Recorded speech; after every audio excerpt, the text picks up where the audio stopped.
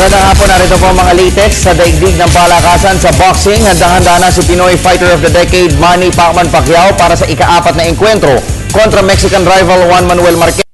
Sa katunayan, sa kanyang public workout sa Wildcard Gym, ipinakita ni Pacquiao ang kanyang malamaskuladong katawan na resulta di umano ng kanyang paghihirap at sakripisyo sa training camp. Narito ang report ni veteran sports columnist Flor Perez. 2 araw matapos na ibuyangyang ni Juan Manuel Marquez ang kanyang lumubong katawan, si Manny Pacquiao naman na nagparada ng well-chiseled physique kanina. Binuksan ang pintuan ng Wildcard Gym para sa mga media men upang ipakita ni Pacman ang produkto ng 6 na linggong mabigat na training sa ilalim ni trainer Freddie Roach. At tulad ng dati, muling nagpahayag si Pacquiao ng kahandaang sumuong sa gyera katapat ang long-time rival na si Marquez. Sa HBO 24/7 interview kay American boxing analyst Max Kellerman, mas importante para kay Pacquiao na ilabas ang kanyang dating fighting style kaysa sa mag-refine ng bagong atake. Naniniwala si Kellerman na ito ang pinaka-epektibong paraan dahil dito nagawang talunin ni Pacquiao si Marquez ng 2 beses. Manny Pacquiao, he's an aggressive, naturally aggressive fighter. That's when he's at his best, certainly at his most exciting. But against Marquez, Marquez is such a great counterpuncher that Marquez can use your aggression against you. And Freddie Roach's game plan was you don't be overly aggressive with Marquez because you're playing into his hands. The problem is, in a sense, Marquez has already won strategically if Pacquiao does that because Pacquiao is blunting his own aggression. The threat is worse than the execution. The solution for both guys is not to continually refine the trouble spots, but rather go back to doing what they do best. Sa kabilang banda, naniniwala naman si Kellerman na ngayon ang pinakamalaking tsansa ni Marquez para talunin si Pacquiao. Hindi aniya may kakailan na lumaylay ang performance ng Pinoy Southpaw sa mga nakalipas na laban. Heading into this 4th fight, there's a real sense now that Marquez is in a position to actually win the fight. Not in the eyes of many fans or observers in the business, but on the scorecards of the judges should it go the distance. And that is an added layer of drama to this fight. And that's one of the reasons we're seeing it for the 4th time. Samantala, habang nagsasa media workout si Pacquiao sa LA, nagpa-interview naman si Marquez sa ilang mamamahayag sa Romansa Gym sa Mexico City. Dito ay tinura ng counter-punching specialist na mahirap i-knockout si Pacquiao pero hindi ito imposible. Ipinagkibit balikat lamang rin ni Dinamita ang suspetya ng ilan na gumagamit di umano siya ng steroids para palakihin ang kanyang katawan. Gihit ng 39-year-old Mexican warrior, nagtuon sila ng mas mahabang panahon sa ensayo ngayon kung saan halos dinoble nila ang training hours. Ang unprecedented 4th battle nila Pacquiao at Marquez ay daraw sa susunod na linggo sa MGM Grand sa Las Vegas, Nevada. Para sa PTV Sports, Flor Perez, Telebisyon ng Bayan.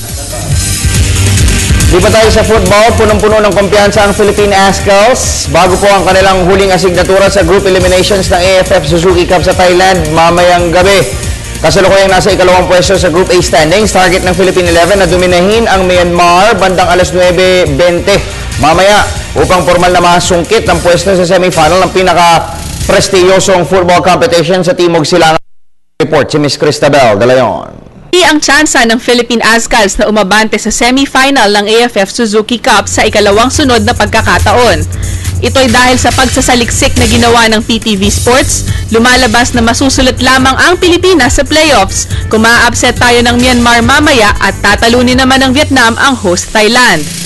Pero kung tatalunin ng Philippine 11 ang Myanmar side, otomatiko na tayong papasok sa home and away semi-finals. Ang kailangan manalo tayo sa laban bukas, no, para sigurado na tayong papasok, hindi na tayo papasok sa mga komplikasyon, no. Yung kung sakaling tabla, kailangan talunin ng Thailand ang Vietnam o kahit tabla. Samantala, sinilip rin ni former national coach Aris Caslib ang pagkakabalasa ng 4 na team sa nasa Group B. At dito ay nakita niya na naggigit-gitan sa unahan ang defending champion Malaysia, Singapore at Indonesia. Manipis na 1 puntos lamang ang layo ng Indonesia sa Singapore at Malaysia. habang laglag na sa kompetisyon ang nangungulelat na Lao. Siyempre, delikado pa rin yung Malaysia, no? Dahil defending champion, tapos papalakas pa sila kayo.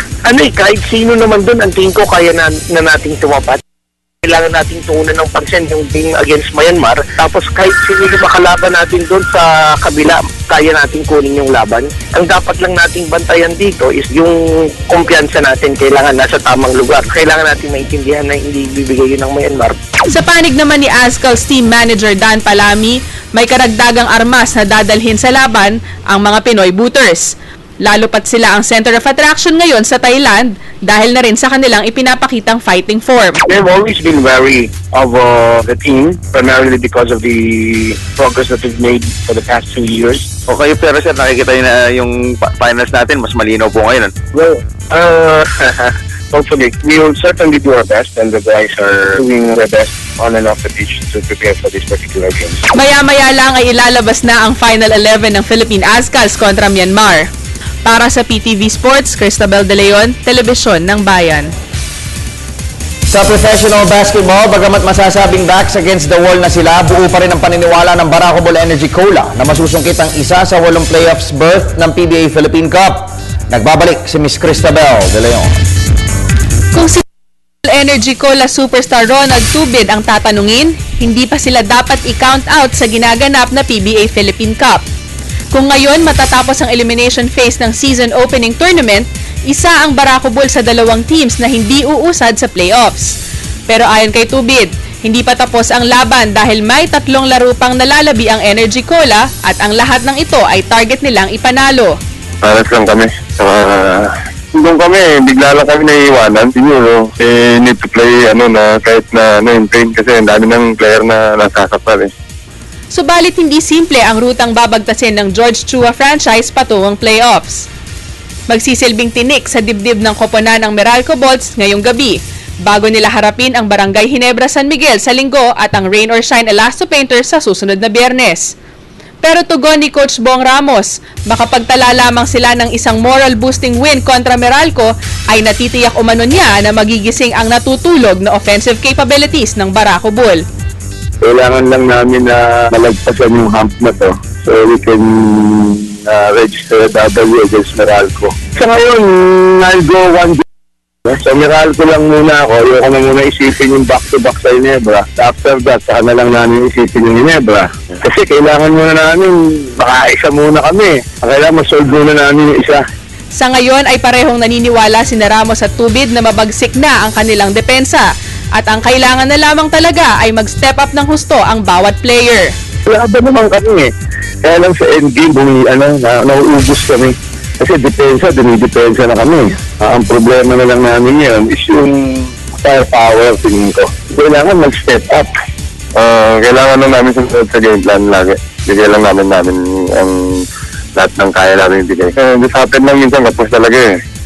Laging kapos pala eh. So, kailangan na namin mag-adjust pagka-endgame na gano'n. 3 laro. Siguro sa 3 laro, sana makatatlo kami.